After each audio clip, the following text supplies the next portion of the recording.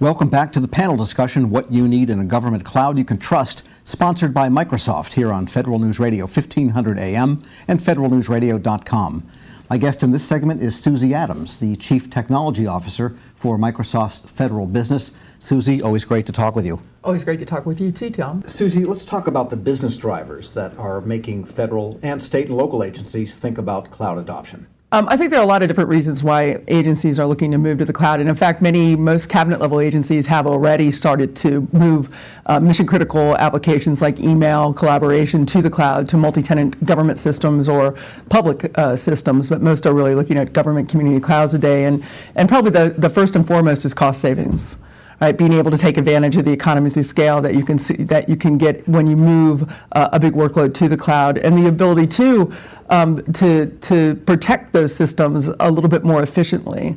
If you look at the larger cloud vendors that are out there today, like a Microsoft, we have hundreds of security engineers that are just dedicated to securing our data centers and the software that runs in those data centers. And I think what agencies are starting to feel is that, perhaps major cloud vendors can actually protect their data in some of these systems as good or perhaps even better than what they're doing today at a much better price point, at a much lower price point. I wanted to ask you about scalability, because that is always touted as a reason to go to the cloud, because you can scale up or down, elastic, demand if you need that. But how often and how frequently do agencies really scale up or down that dramatically? I think it really depends on the workload that they're putting in the cloud. On software as a service, you don't see typically an agency add 100,000 mailboxes in a second, or take away 100,000 mailboxes. They might add 1 or 2 or 5, or maybe another bureau joins a particular deployment. But it is much different when you look at infrastructure as a service and platform as a service. So in the infrastructure as a service space, we actually have been working with one of the cabinet level agencies on an app that originally they hosted behind their firewall. And it was just a couple of servers running a simple web application. And within a moment's notice, with some publicity, that particular web application needed to scale to hundreds of thousands of hits. And they really couldn't do it on premise. They would have to gone out and buy all new equipment, stand that equipment up, right, test it, and then deploy it to actually be able to handle that number of requests.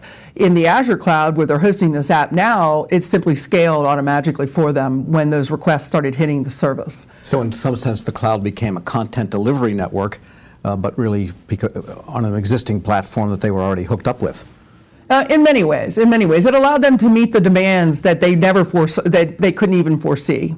Instead, the site would have just gone down, right? And in their case, it didn't. It actually accepted those requests and then scaled and added servers to their particular deployment so that they could handle the number of requests they were seeing per minute and per hour. And that brings up a good question, and that is how agencies are leveraging what they already have in place, their data centers and other facilities, which they are trying to consolidate but have had some success there.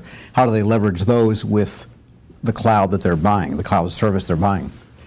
And that's a really good question, because fundamentally we don't believe that it's an all or nothing cloud only kind of environment. We actually believe that hybrid is the way forward and the way of the future, and that there are always going to be workloads that major corporations, federal agencies, state and local agencies are going to need either for security reasons or data privacy reasons or legal reasons, host that data behind their firewall. And so our goal really is to offer them solutions that can exist and coexist in a hybrid environment and allow them to easily and quickly move workloads back and forth depending on their needs and depending on the data sensitivity of that particular workload. And you mentioned mission critical applications moving to the cloud. Email is certainly one of them. What about agency specific or mission specific types of applications that may only exist in that agency but really let it do its business?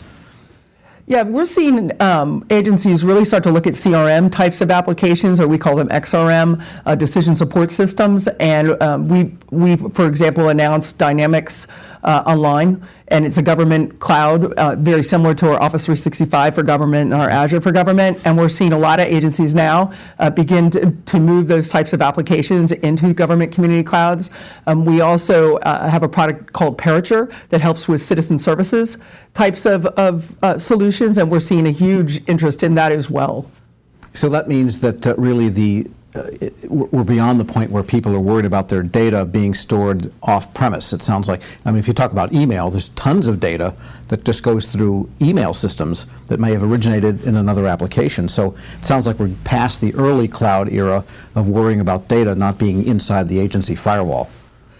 Well, I wouldn't say we're past that era. Well, I think worry about it. Yeah, I think they're always worried about it. Yeah, I think what's happening now is, from our perspective, what we're trying to do is be as transparent as we can about how we actually secure that customer's data. We've really gone to huge lengths to expose basically everything we're doing. We announced, for example, with Office 365 and Azure, we actually have a management API that can allow agencies to actually pull log information on how their systems and applications are running, even in a multi-tenant environment, and pull that information real time to be able to look at what's going on and to help them kind of see a single view or get a single view of their operating infrastructure, whether it lives in the cloud, whether it lives in somebody else's cloud, or whether it lives on premise, all on a single pane of glass. And so I think what's happening is we're actually just helping our customers better understand how we're taking care of their data, giving them access to our third-party audits and all that information, and kind of opening the kimono a little bit more so they feel safer about it. So in other words, as agencies move to continuous monitoring or continuous diagnostics and mitigation of their own on-premise systems, they can, in effect, get that from the cloud by the delivery of these logs and so forth. Absolutely.